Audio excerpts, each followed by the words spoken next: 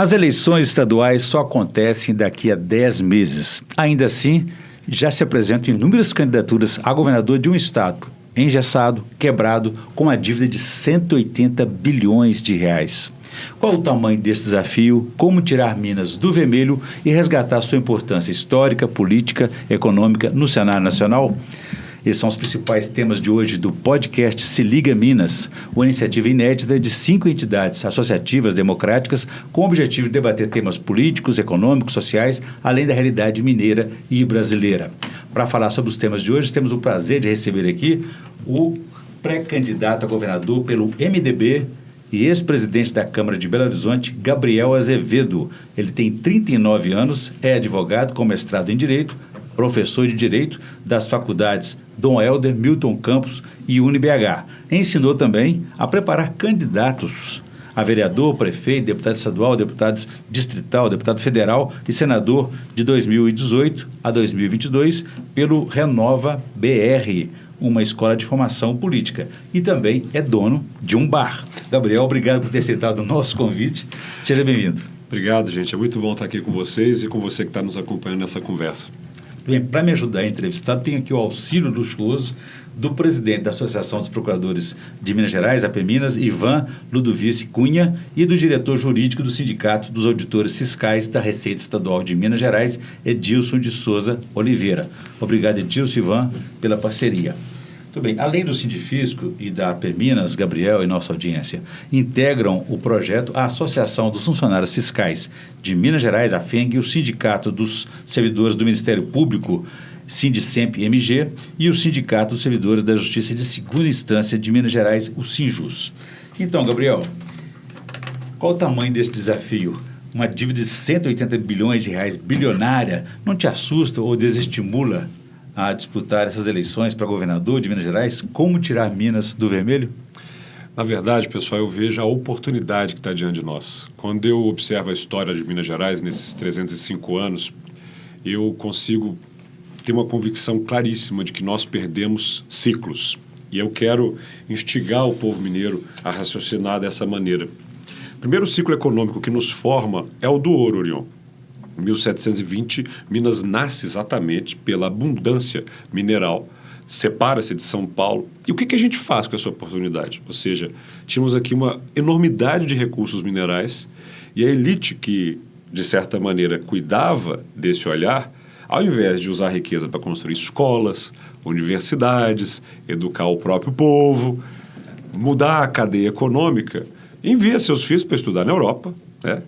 Financia a construção de belos exemplares do nosso barroco, né?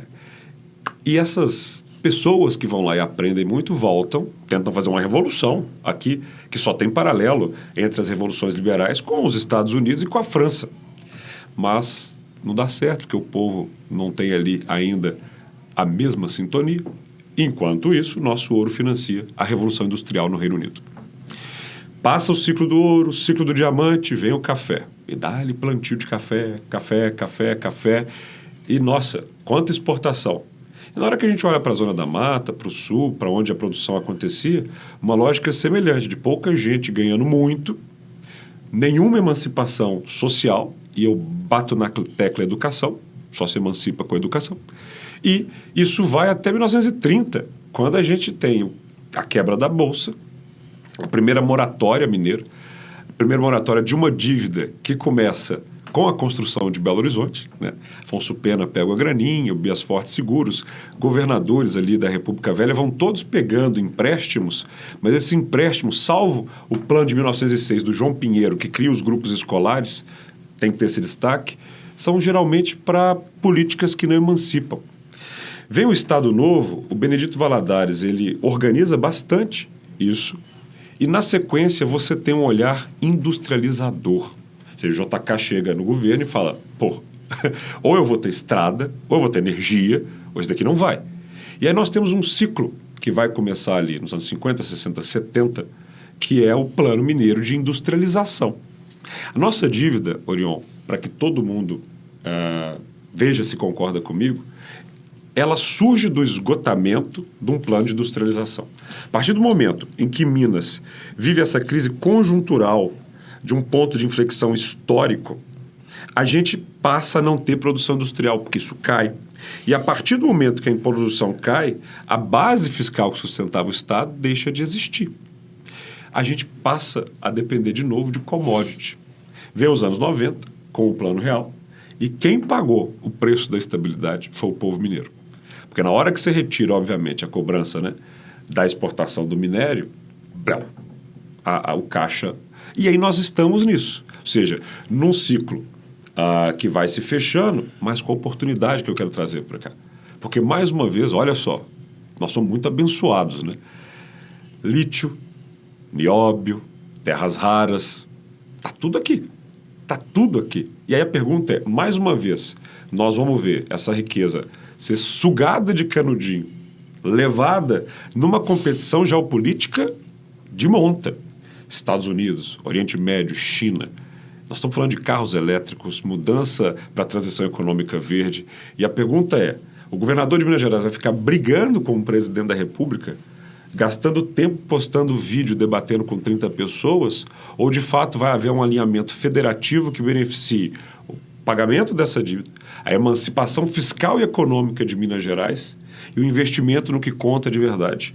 Educação. Educação. Então, eu não tenho nenhum medo, até porque nasci sem isso, mas vejo com muita oportunidade esse ciclo que pode, de fato, representar um salto para Minas Gerais. Eu estou zero medo, total coragem. Ivan, sua participação, porque as veias continuam abertas. Bom, é um prazer aqui, né, receber o Gabriel. Já que você trouxe esse tema tão importante,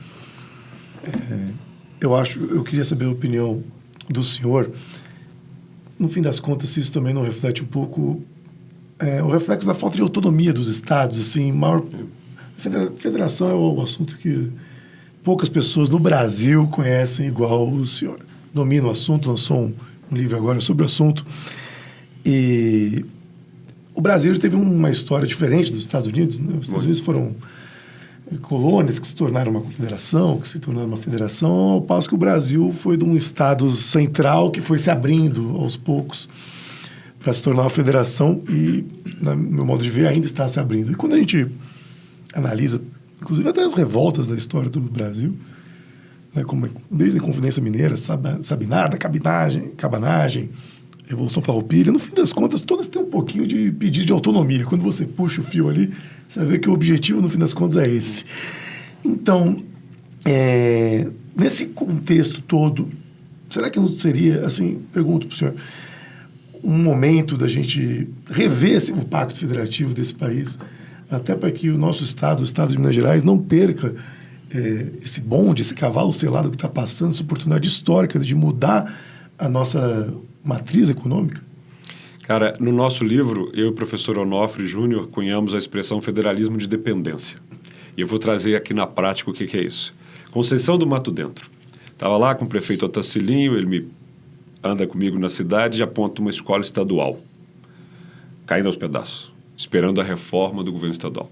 Eu olho ali para as montanhas e está uma das maiores minerações que existem.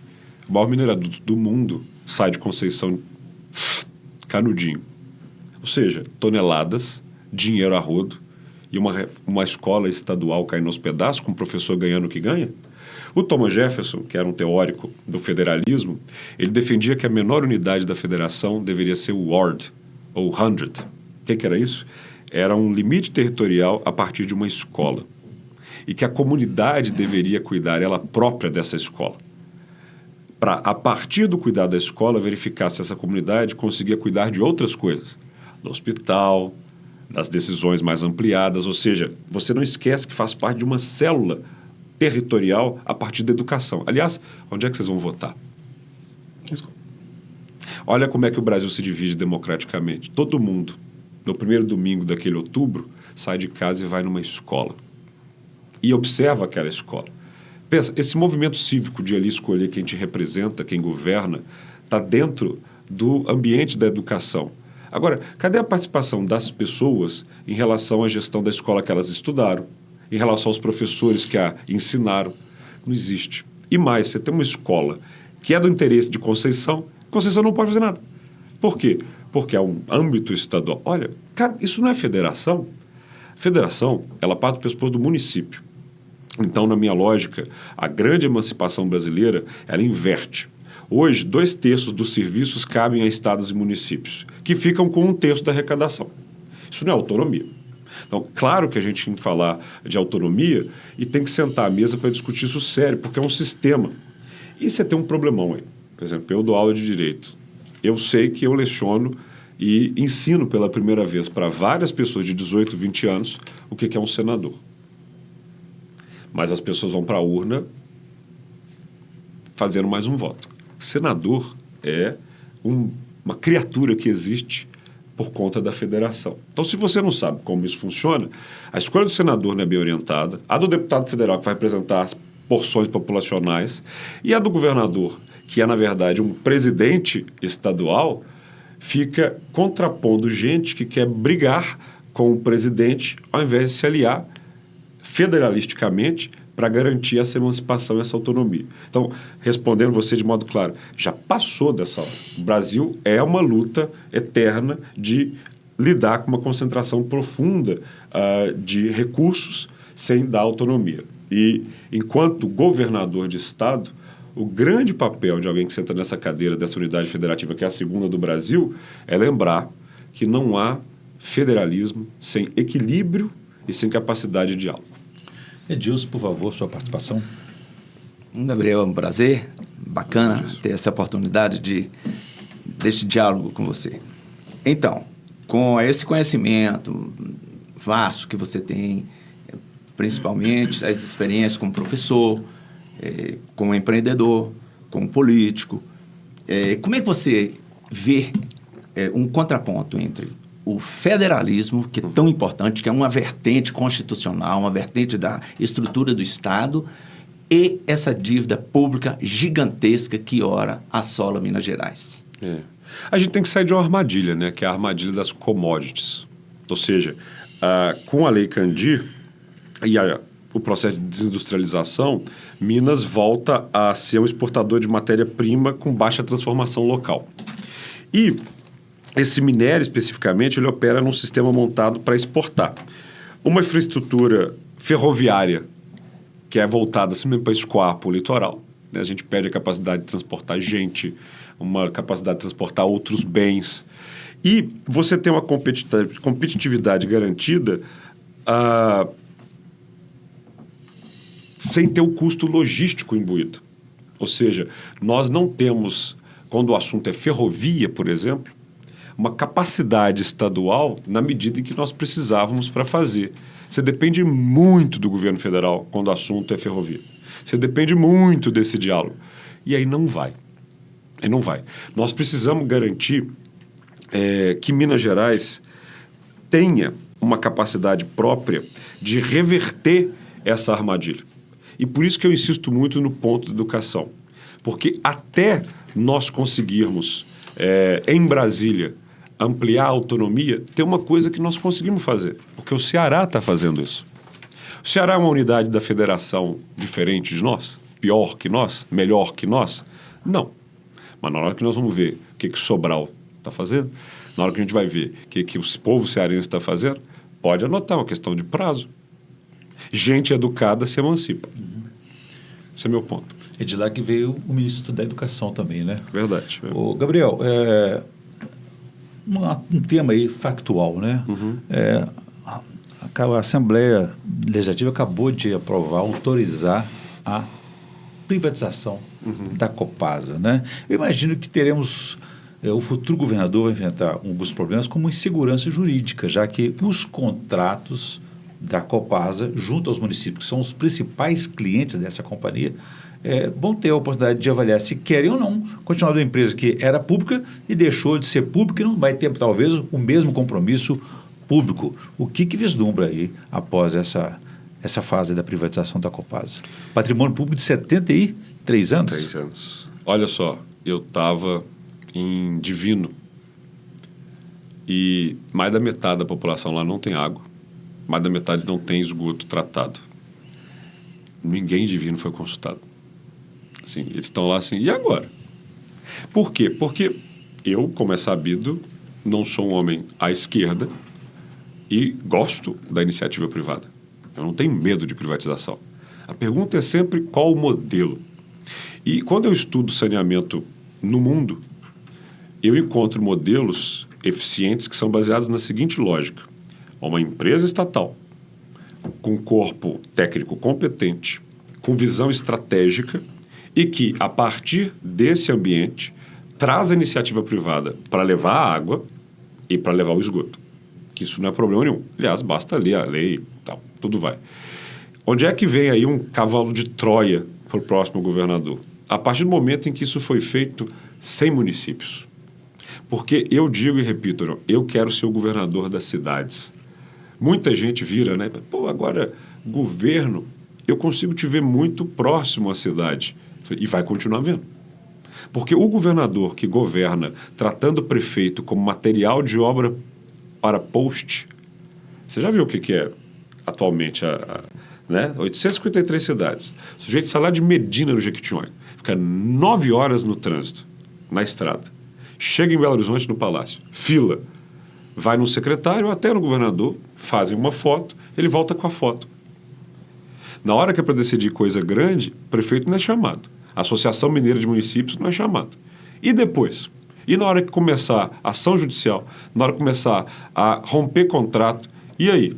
E na hora que a iniciativa privada não for capaz de resolver o problema de divino? E na hora que a conta de água do cidadão mineiro, pum, bater no teto? Aí, certamente, a cagada está feita. Muito bem. Ivan? Tem dois fatos que corroboram tudo isso que o Gabriel falou, né? O primeiro, eu vi que o TikTok anunciou um data center no Ceará. Uhum. Tem várias questões estratégicas para ser no Ceará, porque os cabos subterrâneos, submarinos estão lá, tem uma boa capacidade eólica. No Brasil, porque o Brasil tem um sistema integrado de energia muito bom. E um dos fatores foi a educação. Um povo qualificado. Porque existem outros estados ali, vizinhos ao Ceará. E esse investimento do TikTok no Ceará vai transformar o estado. Pelo que eu vi, pelos números. Se for da forma que está sendo prometido. E outra questão que corrobora... É muito importante. O que transforma o Ceará é o professor. Ah, sim.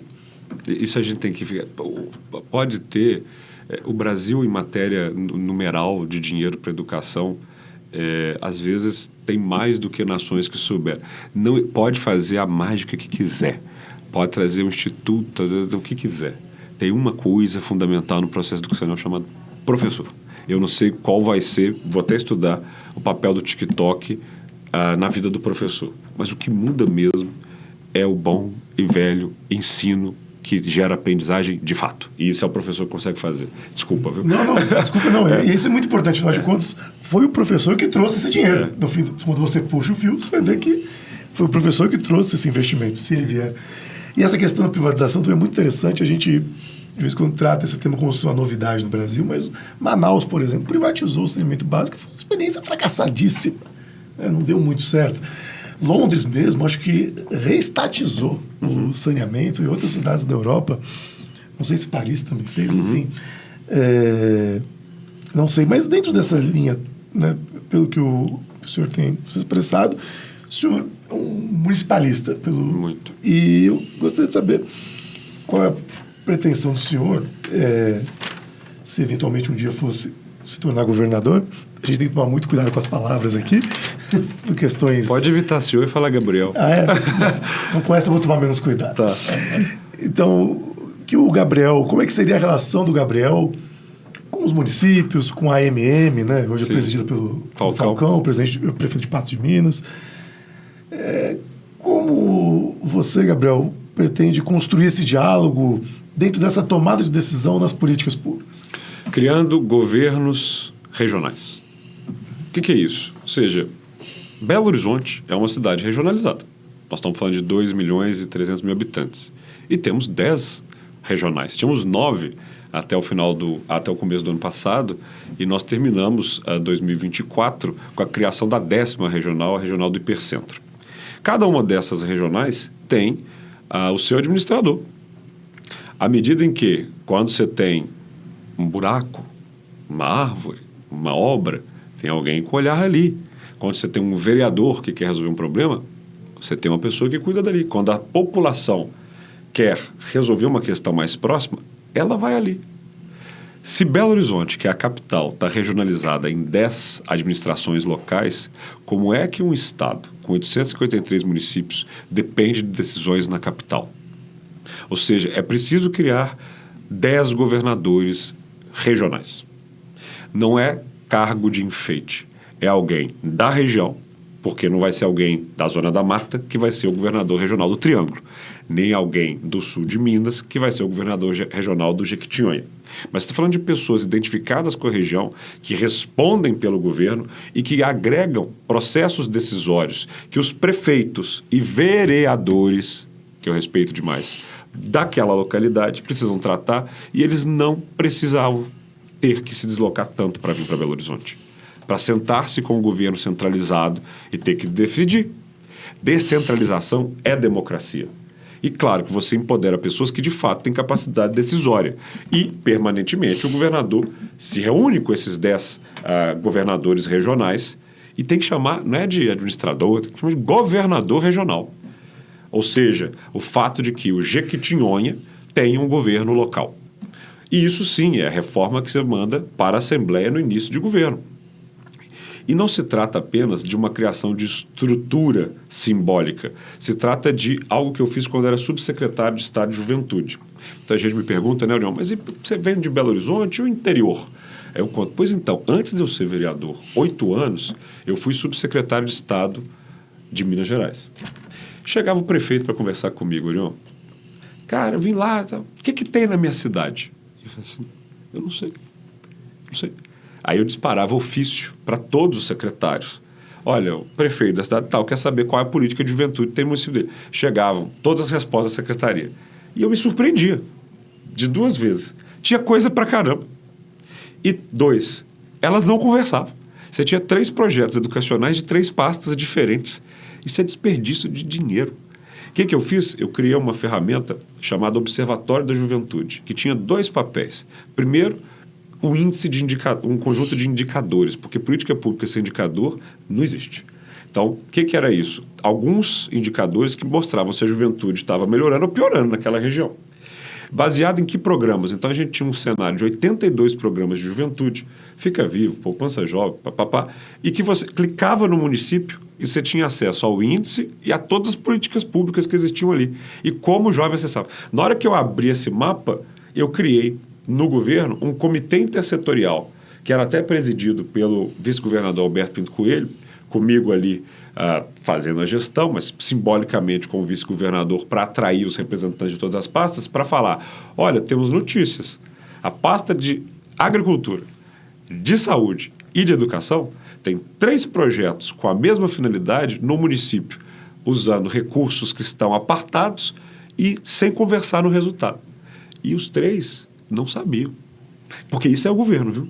O cidadão, na hora que olha de fora, fala assim, governo. Na hora que está lá dentro, é cada caixinha, você sabe disso, que acha que essa caixinha é o governo. Então, assim, quer criar a comunicação e a lógica da Secretaria de Educação, quer criar a lógica da Secretaria de Saúde, quando, na verdade, saúde e educação no município, se você ensina a pessoa a se alimentar bem, a praticar exercícios, você não vai ter tanto gasto com infarto. Então, assim, são políticas intersetoriais que fazem a coisa mudar. Então, esse relacionamento com os prefeitos e vereadores vai repetir essa lógica que eu tive como subsecretário de Estado. Um mapa muito aberto dos dados e dos programas. Porque todo mundo tem que abrir um mapinha aqui assim de Minas e ver com facilidade para onde está indo o recurso e que resultado ele está gerando. Isso é dar transparência e autonomia para o prefeito e para o vereador. Muito bem. Edilson, por favor. Pois então, é importante demais essa fala, principalmente porque você teceu comentários aí que vão assim ao anseio de todos, que é o incentivo e a abordagem sobre a educação. A educação é o pilar do desenvolvimento de uma sociedade, do crescimento de uma nação. Isso é fato. De toda essa riqueza que você também teceu comentários, que o Brasil e Minas Gerais é abençoado por Deus. Como é que você vê o incentivo à educação em paralelo com a arrecadação e em paralelo com sonegação? Ah, perfeito. Bom, em primeiro lugar, auditor fiscal é a engenharia mestra de um processo arrecadatório com sustentabilidade. Sonegação só se combate com inteligência desse setor e com integração a outras forças que vão garantir que, para além da escoada que já existe da nossa economia por uma falta de gestão dessa riqueza, ainda acha o santo do paoco da modernidade, né? O que a gente tem é isso, ou seja, não é novidade. Ninguém quer pagar imposto. Isso é um direito, ok? Agora, fugir do que é devido, infelizmente, pode fazer com que alguém seja hóspede do Estado. Aí, de sonegador, ele passa a ser alguém mantido pelos recursos estatais num ambiente não tão afável a quem gosta de liberdade. Por que eu estou te dizendo isso? Porque na hora que a gente aumenta a arrecadação, e vamos pensar na sonegação que vem da mineração, são de bilhões. Declaradamente, você sabe que isso acontece. E eu diria para você que o auditor fiscal hoje não tem todas as condições para fazer esse trabalho. Na hora que você investe no auditor, você tem dinheiro de volta para o caixa. Isso é fundamental. E aí a gente tem que mirar quais são as nações do mundo que souberam transformar a riqueza natural em educação. Tem vários modelos, porque varia também do tipo do mineral, do tipo da riqueza. Escandinávia, Suécia e Noruega. O petróleo não foi usado por caixa único, né? Hoje a gente vê Cefém virar show sertanejo. Com todo respeito ao sertanejo, que eu também gosto de escutar. Mas pera lá. Então você bota no caixa único da prefeitura, a prefeitura não sabe lidar com esse recurso, cara. Isso é uma realidade. Você está jogando o dinheiro que vem da mineração e todo mundo fala, que bênção. Bênção se souber usar. Então, primeiro, você tem que cercar completamente a sonegação. Isso só faz com o auditor fiscal capacitado, bem remunerado e com capacidade de trabalho. E isso daí eu te prometo olhando no teu olho. Eu faço com gosto como governador, também porque eu gosto de vocês, mas sobretudo porque eu quero caixa superavitário. Isso não é gasto, é investimento em ter um caixa no azul.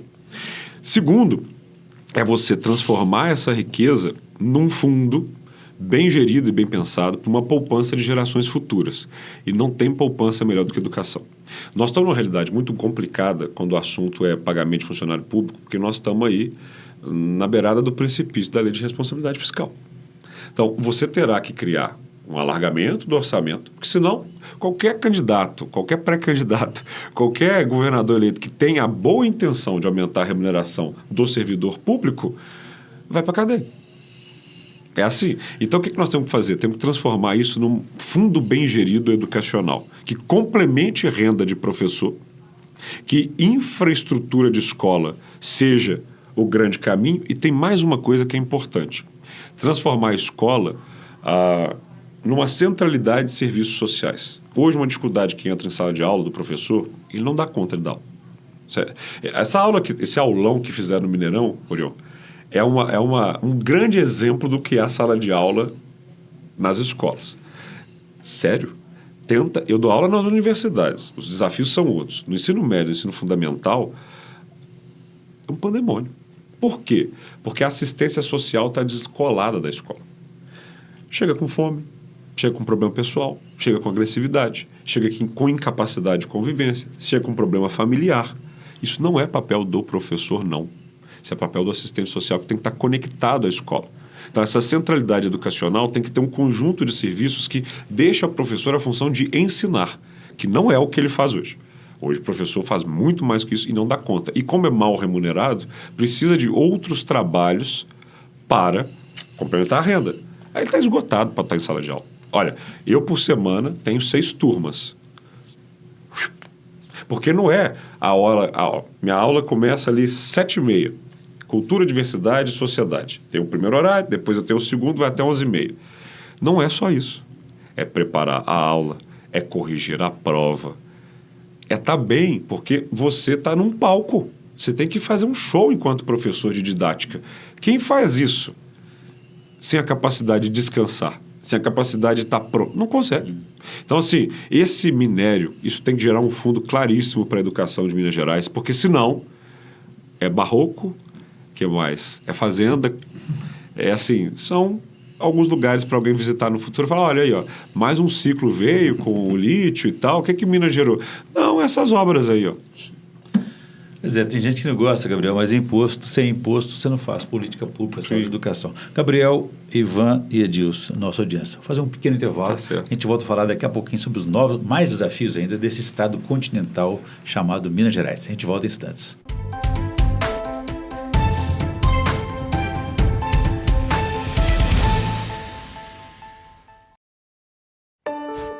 Sonhos cabem no papel, mas podem se tornar realidade. Eles crescem com apoio e investimento no presente. Educação para todos é o que inspira a LBV a buscar um futuro melhor para milhares de crianças e adolescentes. Acredite nesses sonhos, apoie suas realizações. Quando a LBV ligar, diga sim! Dengue, zika, chikungunya e febre amarela urbana são doenças transmitidas por um mosquitinho, o Aedes aegypti. Contra ele, a prevenção é a melhor solução. Vamos eliminar os focos de água parada nos vasos de plantas, nos pneus, nos recipientes abertos. E um repelente é sempre bom. Vamos juntos com a LBV. Diga sim à prevenção. Apoio TV Banqueta. A CAP, Casa de Acolhida Padre Eustáquio, trabalha para que crianças, adolescentes e seus acompanhantes tenham amparo e estrutura durante a luta contra o câncer e doenças hematológicas até a sua cura. Com trabalho, empatia, compromisso e transparência, a CAP transforma necessidade em esperança. Faça a diferença na vida das crianças e adolescentes com câncer e doenças hematológicas. Faça parte desta história. Conheça pessoalmente o nosso trabalho.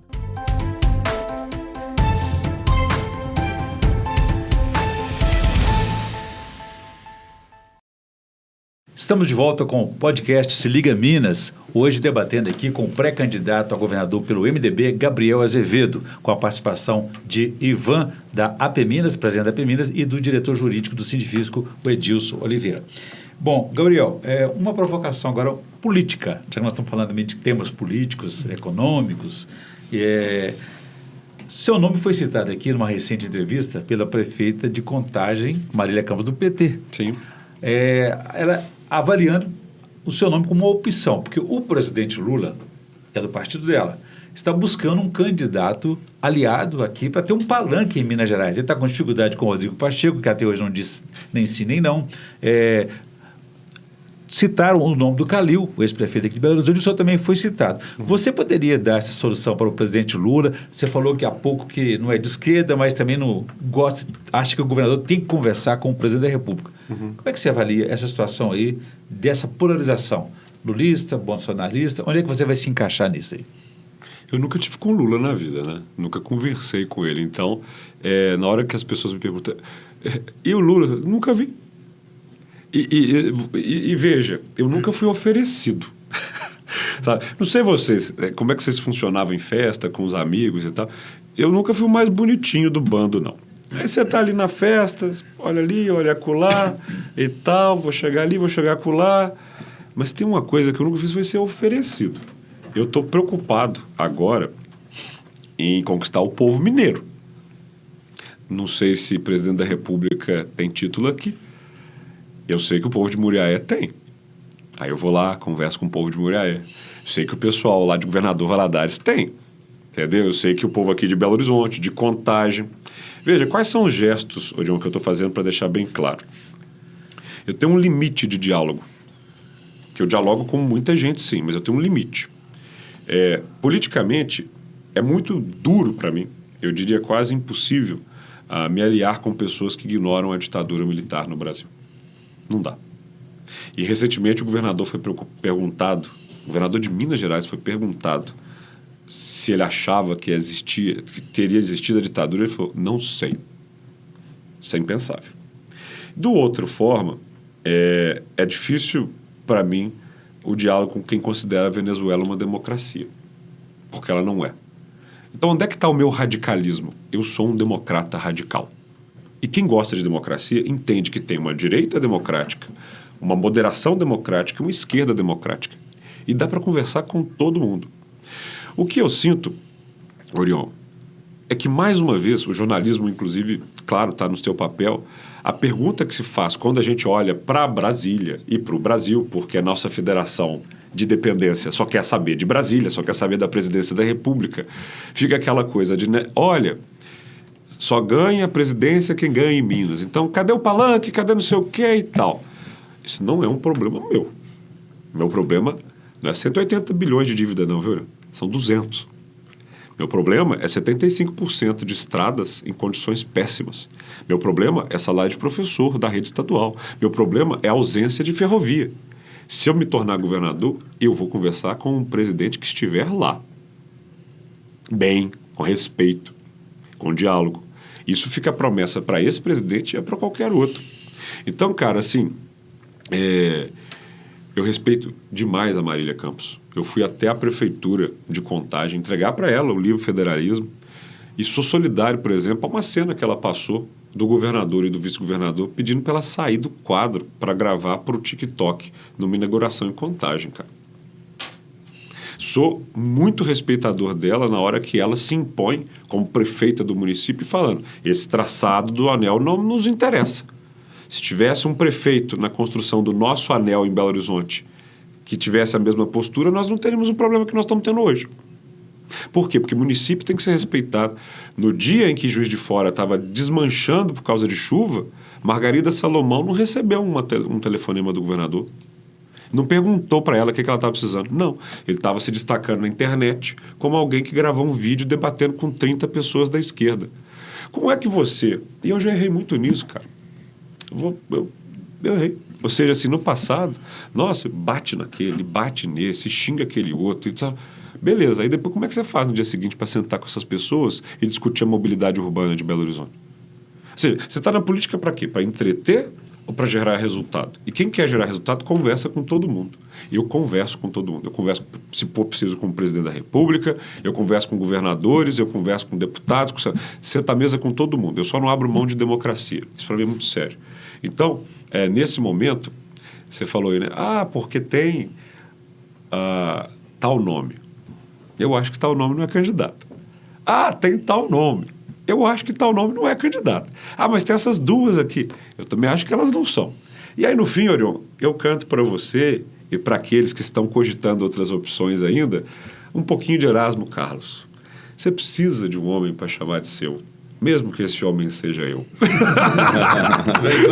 A política é dinâmica, a eleição mais ainda. Aguardo agora a sua participação. Gabriel, essa questão, o Orion fez uma pergunta no âmbito mais nacional. Você respondeu regionalizando e está certo. Porque, eu sou mais mineiro que brasileiro. E desculpa isso, e sou mais belo-horizontino que mineiro. Porque a pessoa que não se identificar com a sua própria cidade é de Marte. A gente vive nos municípios, a gente é cidadão e não estadão. A gente é cidadão, a gente é das cidades. Então eu sou um belo-horizontino, mineiro, brasileiro, nesta ordem. E todas as vezes que eu puder lembrar que liberdade é mais importante do que ordem e progresso, eu vou lembrar. E vai ser Cruzeiro e Atlético agora daqui para frente. É importante. Não, isso eu não faço, não. Eu sou atleticano. Eu sou santista. Eu nasci em Santos. Sou atleticano. Mas sou mineiro de coração, belo-horizontino de coração.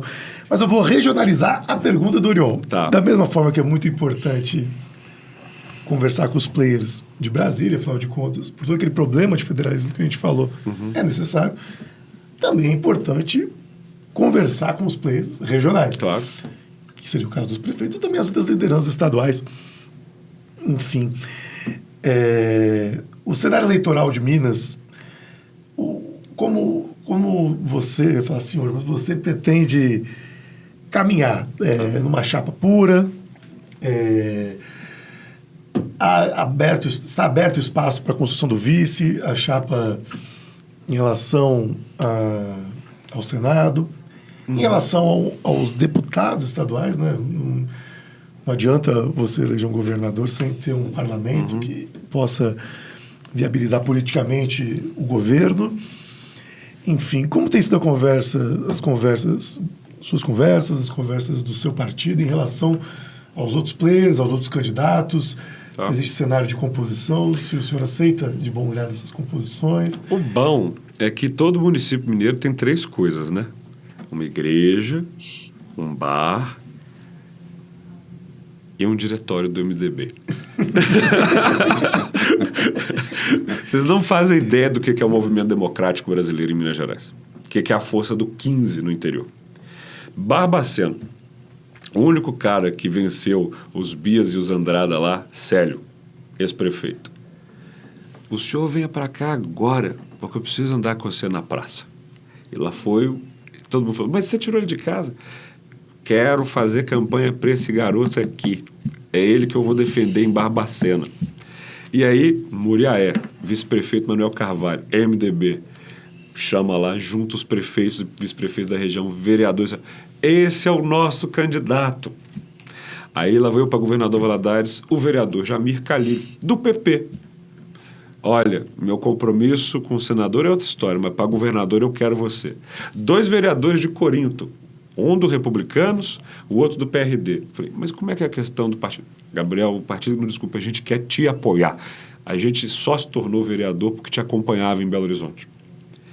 Eu estou dialogando profundamente com uma multidão de vereadores que você não calcula, de todas as legendas, com vice-prefeitos e prefeitos. O MDB é um partido de 60 anos e alguém me pergunta se ele continua atual. Eu digo que a defesa da democracia nunca vai ficar obsoleta.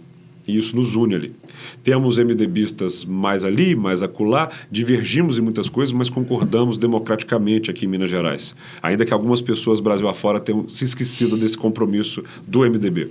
Então, há uma estruturação interna no MDB. Nessa semana que se passou, na sede aqui em Belo Horizonte, nós recebemos mais de 50 prefeitos e vice-prefeitos. Há um movimento de mulheres no MDB. Ontem, eu contei com uma declaração de várias mulheres que falaram, queremos fazer uma força-tarefa só de mulheres pela sua campanha. Juventude me interessa muito. Então, há sim um diálogo se estabelecendo, porque esse governo não conversa com prefeitos. Esse governo não gosta de conversar. Não é só com o prefeito, com o servidor. Quer dizer, é um governo que usa uma lógica de mídia social, de curtida e compartilhada, mas não dialoga. E sentar-se à mesa com prefeitos e vereadores é a base da minha campanha, porque será a base do meu governo. Em relação aos deputados estaduais, eu estou conversando bastante. Esses dias um jornalista me ligou. Você estava aí na Assembleia? Eu falei, estava. Eu estou indo nos gabinetes de deputados perguntar quais são os seus projetos prioritários. Então, sim. E esses dias conversei com o Caporeso, ali na Assembleia. Não tive problema nenhum de conversar com ele. Imagino que o PL não estará comigo, né? E está tudo bem. Mas eu preciso conversar e entender onde é que há um mínimo de conexão. Porque eu tenho prefeitos do PL. E eu preciso conversar com o Coronel Sandro, de governador Valadares, e perguntar para ele, olha, como é que nós vamos fazer com o Ibituruna? É lindo o Pico, mas a gente precisa de um parque estadual modernizado, com trilhas, com sinalização. E eu não quero fazer isso sozinho, imposto ao seu município. Eu quero fazer isso com o senhor, porque isso vai aumentar a sua arrecadação, o seu turismo. E eu quero sentar à mesa com o PL, portanto, enquanto prefeitos, enquanto vereadores, do mesmo jeito que com o PT, com o meu MDB, com republicanos, com todos. Agora, partidariamente, eu tenho conversado mais intensamente, sim. Quem eu busquei primeiro foi o prefeito Otacilinho, que é o presidente do PSB, porque o PSB esteve comigo na campanha de prefeito e foi muito legal, me cedendo o nome do Paulo Brant como vice-prefeito na chapa. E o Paulo Brant agora está no MDB e vai ser candidato, é um pré-candidato a deputado federal. Conversei com o Otacilinho, a prosa foi muito boa, aliás, que cara legal. Sabe assim, quem não conhece, por favor, conheça. É um político que, em médio e longo prazo, será conhecido por todo o Estado e nacionalmente. E tem uma parceria muito grande com o João Campos, o presidente do PSB nacional. Conversei muito com meu amigo João Vitor Xavier e com o João Marcelo, um dos melhores prefeitos que Minas Gerais tem, o prefeito de Nova Lima, que acaba de assumir o Cidadania. Ele já está ouvindo de vários vereadores de Nova Lima assim, João, nós temos que ir com o Gabriel. Vereadores de vários partidos, que alguns alunos, alguns pessoas muito queridas. E claro que eu quero uma parceria com a Cidadania. Estou dialogando sim com o PSDB. Sentei-me com o Paulo Abiacchio, falei em matéria. O PSDB está fazendo uma chapa para deputados federais que envolve nomes que eu respeito muito, como o João Leite. E já brinquei com o PSDB. Olha, O João pode virar deputado federal, eu vou torcer para isso. Mas, eu sendo governador, eu arranco ele de onde ele estiver para ele me ajudar a construir ferrovia.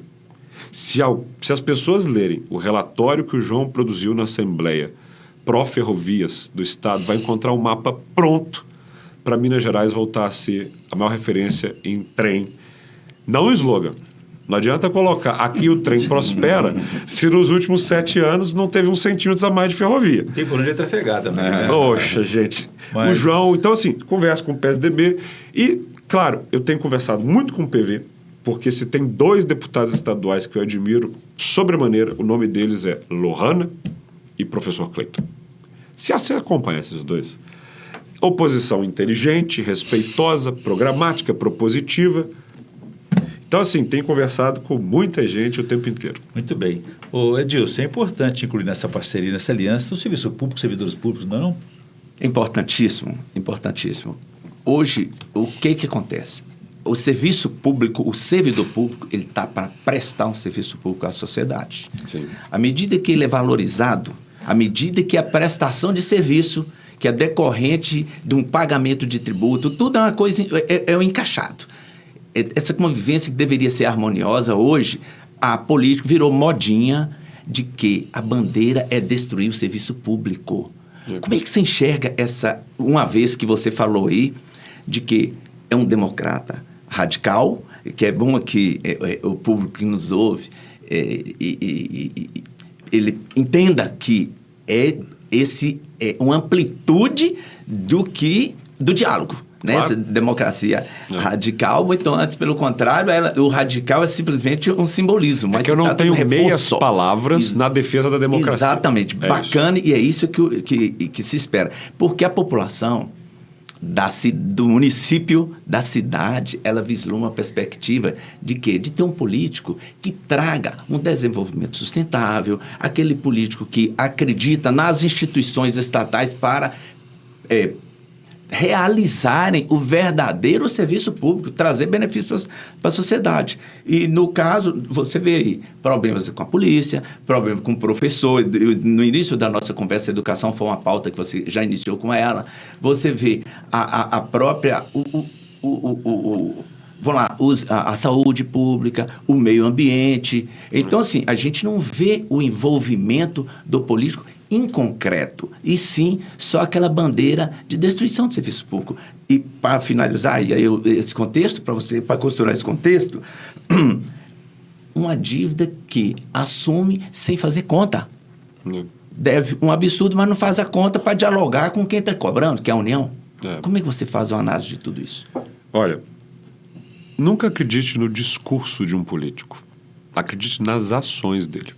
Então, no meu caso, que já tive no serviço público como subsecretário de Estado por 4 anos e depois como vereador por 8 anos, não adianta eu agora prometer alguma coisa para o servidor público. Tem que perguntar assim, como é que foi? Aqui tem um cara que nasceu de pai e mãe servidores públicos. Ou seja, o meu pai, Gilson Marques de Azevedo, é um mineiro de Pirapora que vem para Belo Horizonte e se torna policial civil, recebendo a medalha de 1º lugar na Academia de Polícia. A minha mãe, Maria do Carmo Souza, vem de Araguari, no Triângulo Mineiro, e se forma em Educação Física e se torna professora da rede estadual. Ela é uma professora aposentada. Então, eu sou filho de servidor público. Bonito, mas não basta. Na Câmara, e eu recomendo todo servidor público do governo de Minas Gerais que vá descobrir como eu fui, ali na Avenida dos Andradas, 3100. Conversa com o presidente do sindicato. Conversa com os servidores da Câmara. Na hora que eu virei presidente, as pessoas, meu Deus, e aí, como é que vai ser isso? Porque a caneta estava na minha mão.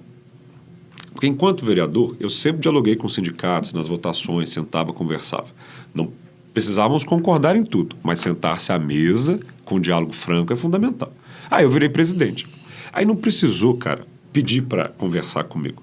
Eu chamei o presidente e falei, olha, eu gostaria de reunir todos os servidores da Câmara para ouvi-los. 300 servidores. Eu fiquei 6 horas no plenário, anotando demandas. Eu falei, qualquer um que quiser chegar no microfone, fique à vontade. Não foi post, não foi filminho para botar. Eu nunca postei isso, mas aconteceu. Possível. Vamos executar. E um dos pedidos muito justos é mesa permanente de diálogo. O presidente do sindicato tinha mensalmente comigo um encontro. Para quê? Pautas? E aí, quais são as pautas? Uma reunião para propor, a próxima para cobrar e propor. A próxima para cobrar e propor. Porque isso é uma reunião resolutiva. Ou seja, olha, essas são as demandas, me dá um mês. Ó, do que você me pediu, possível. Negociação salarial. Ó, nós vamos fechar isso daqui. Pode ser por causa disso. Vamos, pá. Pronto. Por quê? Terceiro ponto fundamental nessa história. Porque eu não demonizo o serviço público. Porque eu convencia as pessoas que me seguiam nas mídias sociais de que o serviço público da Câmara era importante. E olha, é uma coisa que eu recomendo ao servidor. Eu estava ontem com o sindicato da Polícia Civil, dos setores mais maltratados desse governo. Falei, olha só, vocês tinham que brigar pelo seguinte, por um mapa de Minas Gerais, num site, com a mancha da criminalidade exposta para a população, com os dados de crimes digitais, com tudo aberto e com o efetivo que vocês têm, para mostrar, com os anos, o que era o policial que tinha um delegado em cada município, o que é hoje. Para mostrar o que é a delegacia de crimes digitais. Mostra. Por hora, que no WhatsApp, deposite o Pix, tararara, é uma tragédia. Mostra como é que é a capacidade de resolução desse crime. Porque eu, além de jornalista, sou publicitário, a mensagem tem que chegar nas pessoas para elas entenderem que o servidor público, não é que ele precisa ser bem remunerado, ele merece. O servidor público trabalha pra caramba. Essa ideia que o governador criou de sanguessuga, de carrapato, de parasita, está falando da minha mãe. Minha mãe, que é uma professora estadual, parasita.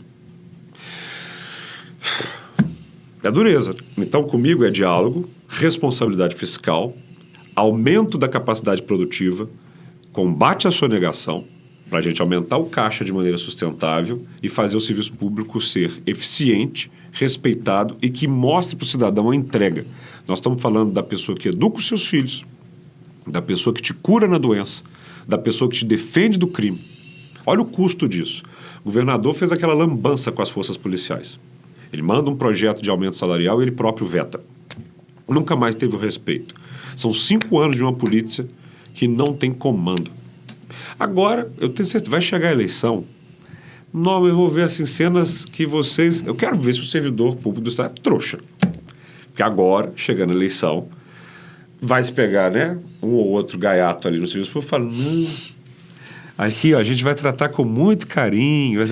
Vou te dizer, vão ser trouxas se caírem nessa. Não, a gente vai fazer a recomposição. Olha, dos últimos 7 anos, o que aconteceu? Não fez porque não sabia ou não fez porque não queria? Gabriel, a realidade das demandas públicas no Estado são semelhantes em diversos setores, né? Mas um que chama muito, está na segurança, no transporte público, mas um que chama atenção é na saúde pública, né? A gente circula ali pela área hospitalar de Belo Horizonte, a gente vê centenas de ambulâncias do interior, que é aquele modelo de saúde do interior, é ambulância-terapia. Manda os pacientes, seus doentes, dá para Belo Horizonte que resolve o problema. Lá tem capacidade, tem recurso para isso. E o Estado continua se omitindo nisso, né? Qual será o papel, qual deve ser o papel do Estado, caso você seja o governador na área da saúde, para o interior? Cara, nós temos um problema na nossa saúde, que é essa dispersão do nosso território. É um problema específico de Minas Gerais, de outras regiões do Brasil também, mas é sobretudo uma questão da dispersão territorial. E aí, onde é que está a falha principal? A dificuldade de acesso a serviços especializados, tá? E a dispersão populacional com distância que gera, como é que você chamou? A ambulância-terapia, né? E eu vou apontar, portanto, porque saúde a gente pode levar horas aqui, mas um ponto principal, que é a atenção à cobertura da atenção primária. Nós estamos falando de uma rede que supera 80% em Minas Gerais. Mas esse dado, isoladamente, ele engana. Por que ele engana? Porque não é só a cobertura, é a qualidade de resolução. O problema de saúde na atenção primária não pode escalar para o próximo passo. Exemplo, estamos os 4 marmanjos aqui. Como é que anda a alimentação de vocês? Está bem? Vocês estão medindo aí o colesterol? Que bom. Deve estar tomando um remedinho ali, né? Estatina. Todos nós imaginamos um glifagezinho. Você vai na farmácia popular e pega o seu glifage? Claro, direito.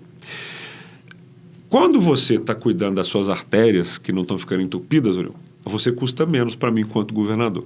Porque senão, eu vou ter que te operar de um infarto. Ou, aliás, não vai nem dar tempo.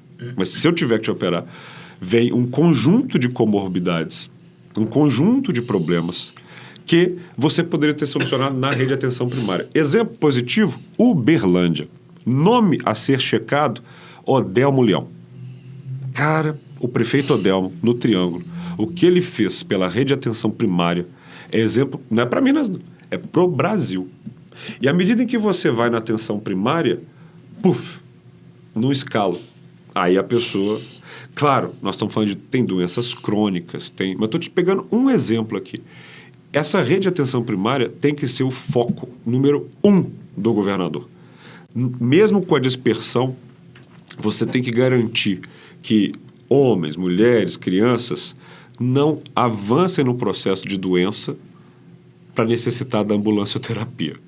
Mas depois disso, nós estamos falando de regionalização de serviços e, evidentemente, Orion, de tecnologia com humanização. O que é isso? Eu observo muitos sistemas de saúde no planeta que estão aí evoluindo e deixando a gente para trás. Pega a China. China, que não é exatamente uma democracia, tem o condão de quantificar os seus cidadãos inteiros, né? Se você tem quantificação de cidadãos em matéria de dado de saúde, é brilhante, porque você fala assim, olha, está tendo mais essa incidência desse problema aqui nessa região. Tem alguma coisa acontecendo aqui. E aí você já vai nesse problema e resolve. Aqui nós não temos uma integração tecnológica dos 22 milhões de cidadãos mineiros, de prontuário, de exame. Isso tinha que quantificar um processo de dados enorme. Então, a gente tem que avançar. Você já brincou de jogar os seus exames na inteligência artificial? Não. Te recomendo.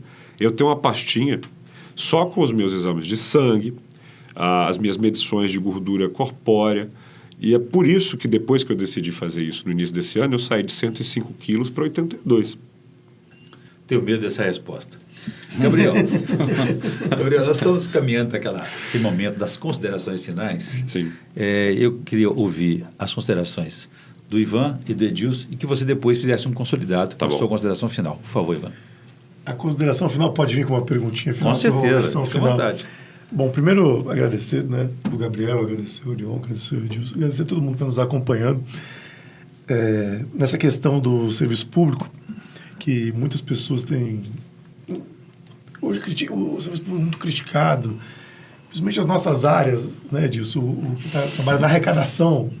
Verdade. Mas porque os fiscais e os procuradores caminham junto nessa arrecadação.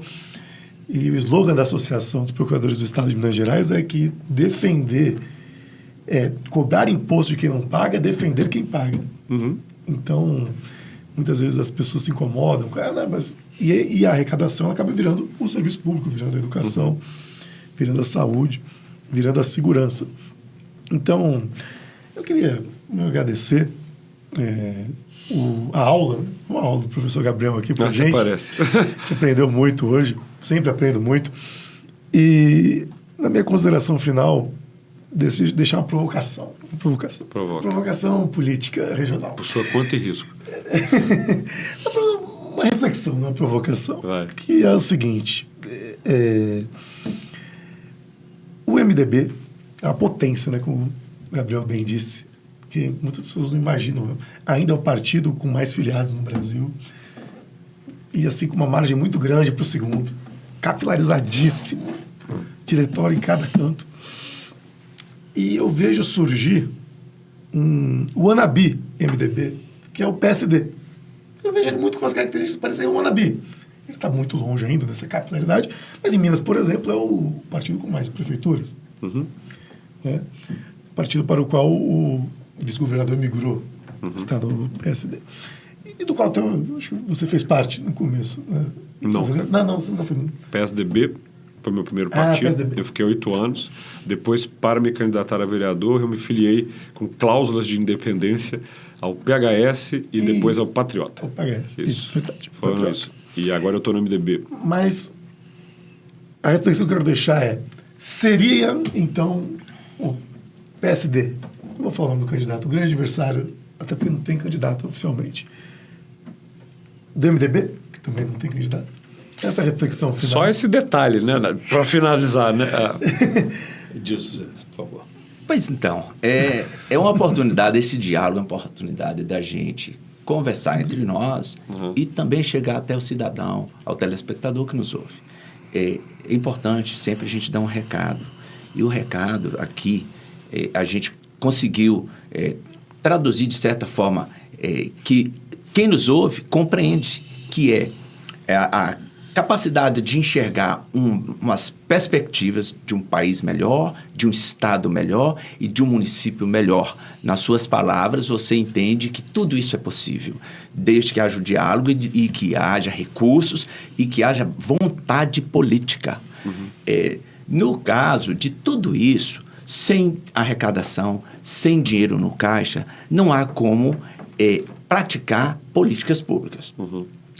As atividades das categorias que são prioritárias para o Estado, no sentido da atividade típica do Estado. Fiscalização, Procuradoria, Ministério Público. Então, no caso específico da fiscalização, aprovação de uma lei orgânica da administração tributária em Minas Gerais, visto que outros estados já avançaram nesse sentido, você entende que é um início necessário e que vai pavimentar perspectivas de produzir resultados, uma vez que combate a sonegação, e sonegação visa próprio bolso de quem sonega e não recursos para o erário, subtrai de um todo para o particular. Como é que você vislumbra essa perspectiva de implantação de lote, de privilegiar aí toda a estrutura do Estado a serviço do povo?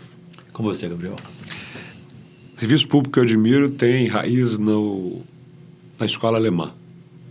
Estabilidade, valorização e, sobretudo, carreira muito clara. Compromisso meu, te olhando no olho, eleito governador, eu sento com todas as categorias que buscam uma lei orgânica. Isso vai no primeiro malote de remessa para a Assembleia. Tá? Primeiro malote. Junto com uma reforma administrativa que regionalize o governo. Prioridade.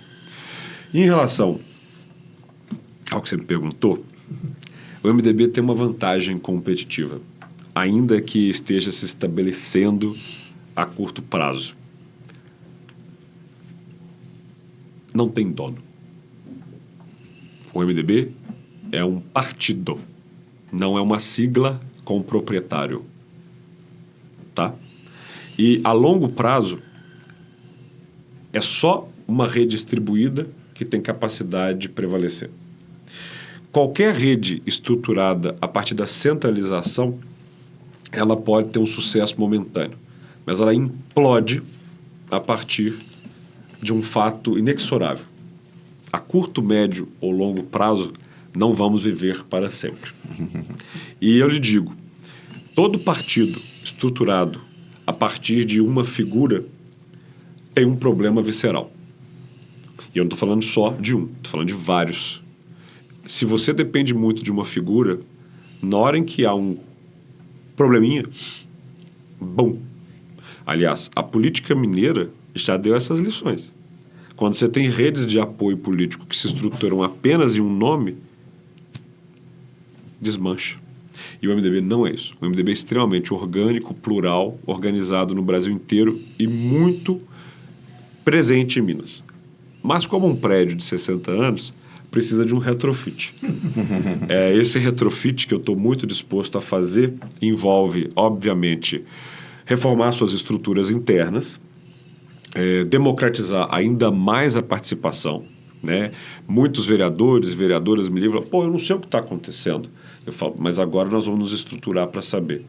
Porque esse é o segredo de quem está fazendo funcionar em outras legendas. Cria-se um grupo de WhatsApp da direção, depois outro grupo das regionais, depois... E você conversa, você mantém esse ambiente virtual para estruturar o que é real. Então, eu estou num partido e estou feliz nesse partido. Porque ainda que eu discorde de algumas posições que são tomadas por maiorias de bancada em Brasília, ninguém nunca me liga para falar o que eu tenho que falar, para dizer o que eu tenho que pensar. E fecho, Orion, Ivan, agradecendo a vocês e agradecendo a você que acompanhou e te olhando e falando o seguinte: sendo eleito governador de Minas Gerais, você vai sentir muito orgulho de pisar num chão que não tem apenas riqueza embaixo dele, mas que passa a ter riqueza no teu bolso, que passa a ter riqueza no teu lar, porque o povo mineiro não existe apenas para ficar pagando boleto e para ficar vendo o que pode ser o salto de mais um ciclo econômico de emancipação e escoar para o mundo. A gente já teve um momento em que o ouro saiu daqui para fazer com que os ingleses ficassem milionários. O Reino Unido foi o império onde o sol não se punha, financiado pelo nosso ouro, né? Então, chega.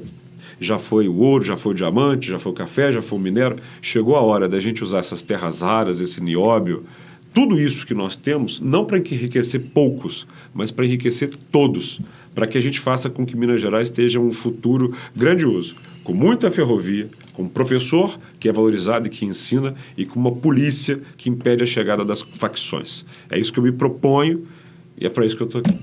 Muito bem, Gabriel Azevedo, pré-candidata a governador pelo MDB. Infelizmente, nosso tempo chegou ao fim. Quero lhe agradecer pela entrevista e desejar-lhes boa sorte nessa empreitada aí. Bem, quero agradecer também a participação aqui do Ivan e do Edilson, nossos parceiros, e as outras entidades parceiras, e também a toda a Amist, a equipe da Amist, o presidente Mairink, a Lília, Lívia, Suelen, Ana e a Nayara. E a você também que nos acompanhou até aqui, você pode ver essa entrevista e rever em nossos canais, no YouTube, nas redes sociais. Ficamos por aqui. Muito obrigado e até a próxima.